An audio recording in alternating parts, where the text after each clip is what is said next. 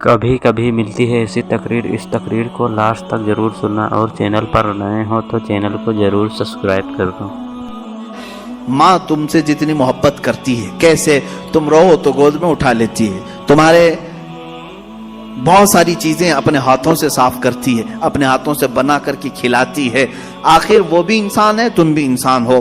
ماں تمہیں اٹھا کر کے اتنا جو پیار کرتی ہے، باپ تمہیں لے کر کے چلتا ہے، تمہارے لیے جوجھتا ہے، محنت کرتا ہے، آخر وہ کیوں مشقتیں اٹھاتا ہے، خون پسینے کی کمائی ایک کر کے لا کر اپنے بچے کو کھلاتا ہے۔ اب سنیں حدیث پاک میں، ماں اور باپ کے دلوں میں یہ بچے کی جو محبت ڈال دی جاتی ہے، یہ اللہ کے رحمان صفت کا کچھ حصہ ہوتا ہے۔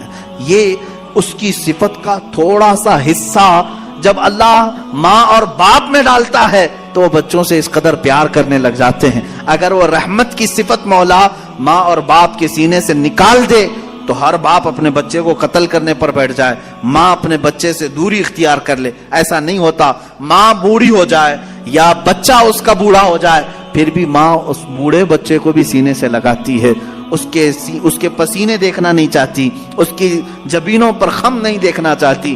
یہ ماں کے اندر جو ہلکی سی بھی محبت آپ دیکھتے ہیں، یہ رب ذوالجلال کے رحمان کا اس کے مظاہر میں سے ایک مظہر ہے۔ اب اندازہ کرو اللہ تبارک و تعالیٰ اپنے بندوں سے کس قدر رحم کا معاملہ فرماتا ہے۔ آج ہم جو بیٹھے ہیں یہ بھی تو اس کے رحم کا ہی معاملہ ہے، اس کے رحمان ہونے کا ایک بین ثبوت ہے۔ ہم حضرت ابوبکر شبلی رضی اللہ تعالیٰ توجہ جاتا ہوں، سلسلہ قادریہ کے بہت بڑے بزرگ ہیں۔ آپ سے پوچھا گیا کہ حضور سنا ہے کہ آپ کی بہت ساری کرامتیں مشہور ہیں، کوئی کرامت ہمیں بھی دکھائیں۔ توجہ، بہت سارے لوگ کرامت کے نام پر گمراہ بھی ہوتے ہیں۔ لوگوں کو ایسا لگتا ہے کہ کہیں جیب میں سے جلیبی نکال کر کے کھلا دے، ابھی کیا ابھی وہی پیر کرامت والا اچانک کچھ نکال کے دکھائے۔ حضرت ابوبکر شبلی نے تو ایک الگ ہی کرامت بتائی۔ کیا کرامت بتائی جانتے ہیں؟ حضرت ابوبکر شبلی فرماتے ہیں، میاں ہمارا اس زمین پر زندہ چلنا پھرنا ہی بڑی کرامت ہے۔ کہا کیوں؟ کہا ہم اتنے گنہگار ہیں کہ زمین پھٹ جائے اور ہم دھس جائیں، پھر بھی زمین نہ پھٹتی ہے نہ ہم دھستے ہیں۔ یہ اللہ تعالیٰ نے کرامت ہی تو دیا ہے، یہ کرامت تو اللہ نے سب کو دیا ہے۔ یہ رحم کا معاملہ اللہ نے سب کے ساتھ کیا ہے، آپ کے ساتھ بھی، بلکہ ان کے ساتھ بھی کیا جو اسے مانتے بھی نہیں ہیں، جو اسے گالیاں دیتے ہیں، ان کے ساتھ بھی رحم کا معاملہ کیا۔ سیدنا ابراہیم علیہ الصلوۃ والتسلیم کے ساتھ ایک معاملہ پیش آیا، آپ بغیر مہمان کے کبھی کھانا نہیں کھاتے تھے، 2 دن بھی اگر کوئی مہمان نہیں آتا تو آپ کھاتے نہیں۔ ابراہیم علیہ السلام 2 دن تک بھوکے رہے، تیسرے دن ایک مہمان ملا، اسے لے کر کے آ کے دسترخوان پر بٹھا دیا، کہا کہ آپ ہمارے گھر کے مہمان ہیں، اب کھانا بنایا گیا اچھا دسترخوان پر، کہا چلو بسم اللہ کرو کھاؤ۔ وہ دہریا تھا، ملحد تھا، کہا کون سا اللہ، میں اللہ کو نہیں مانتا۔ اتنا کہا ابراہیم علیہ السلام کو جلا لایا، آپ نے دسترخوان کھینچ لیا، کہا اٹھو گھر سے، نکلو باہر جاؤ۔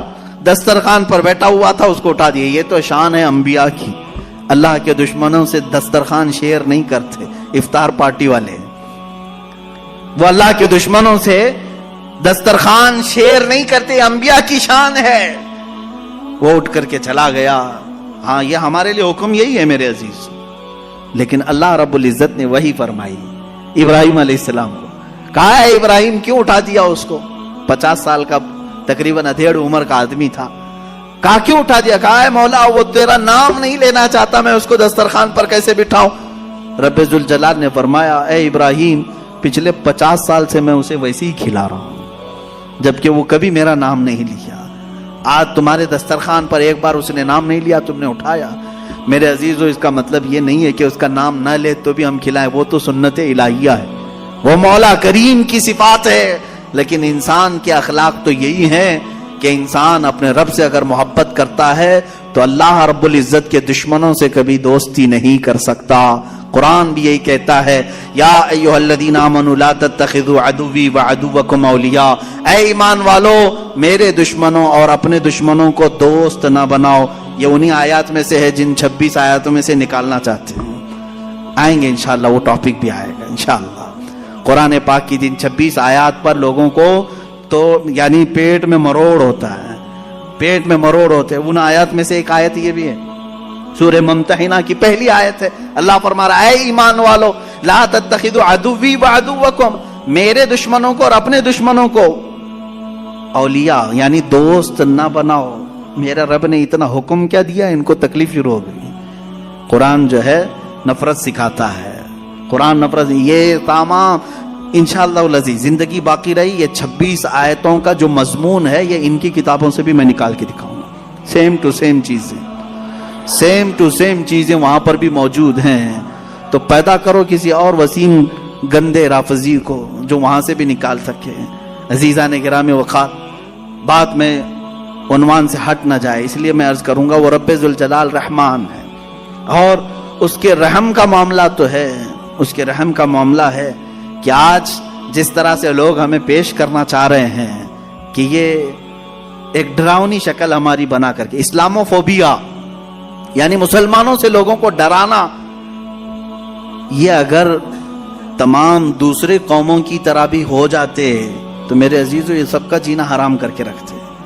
ہمارے ہاں آخرت کا تصور ہے, ہمارے ہاں رب ذوالجلال کو جواب دینے کا تصور ہے, ہمارے ہاں اللہ رب العزت کے دیکھنے کا تصور ہے کہ وہ ہر گھڑی ہمیں دیکھ رہا ہے. یہ تمام تصورات لے کر کے مسلمان جی رہا ہے. تم کہہ رہے ہو یہ آتنکوادی ہے, دہشت گرد ہے, اور جو اس طرح سے کر رہا ہوگا اس کا تصور ختم ہو چکا ہوگا.